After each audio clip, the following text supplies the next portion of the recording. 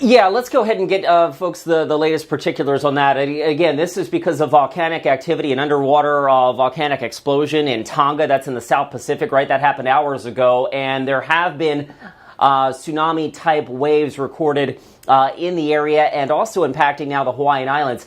There is, let's go ahead and take the map full here. You see that orange or peach shading here, a tsunami advisory in effect for the entire U.S. West Coast, from the Mexican border all the way up through the Aleutian Islands. And locally, what that means here for the Pacific Northwest is, and by the way, the TFN means until further notice. The expectation at this point is 1 to up to 3 foot waves expected, and the arrival time I've listed there, about 8:30 or so in Newport, 8:35 Long Beach, 8:45 Seaside. Now remember, at this point with the advisory, widespread inundation is not the expectation. So I want to kind of pass that along. However, any folks in low-lying areas, in some of these harbors and whatnot, you want to keep an eye on the water level and likely not go to the beach to go watch the tsunami, because at some point there's going to be a progression, a series of swells and rising tides here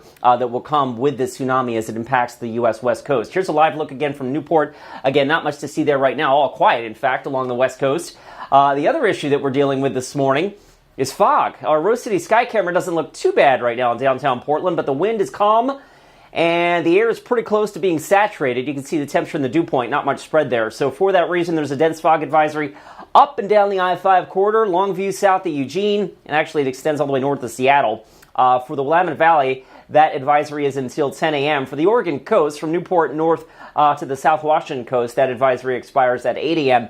And something else to mention, there's a freezing fog advisory now for the East Gorge and the Columbia Basin. That includes the Dalles, with temperatures below freezing and fog. Obviously, that creates the possibility for some slick spots on area roadways in that part of our viewing area. In the valley right now, again, visibility down to a half a mile at Scappoose and Portland, or as low as a quarter mile at times in Hillsborough and McMinnville, and there may be some pockets that are even lower than that along the I-5 corridor through Marion County. So just be aware of that as you hit the road early this morning. The fog is quite thick in some places.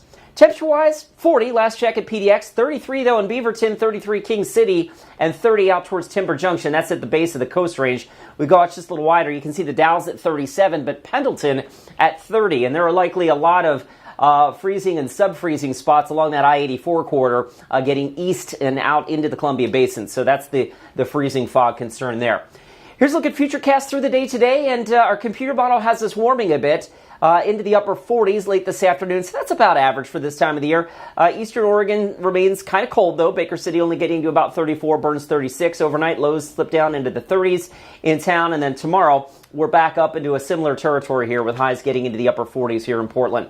Radar right now, obviously, we are dry. We'll go out a little wider and show you there is a weather system offshore. You can see some cloud cover streaming towards British Columbia, but that will stay well to our north. So after the fog lifts today, I think we actually have a pretty decent looking forecast. FutureCast does depict a little more valley fog again tomorrow, but then a generally dry forecast for Sunday. Monday, late Monday, Tuesday, we may get clipped by some showers. There's also a slight chance of showers late in the week, maybe Friday. Otherwise, at this point, next weekend is looking mostly dry. So with that in mind, here's our 7-day forecast. And, there is a shower threat in there, here or there.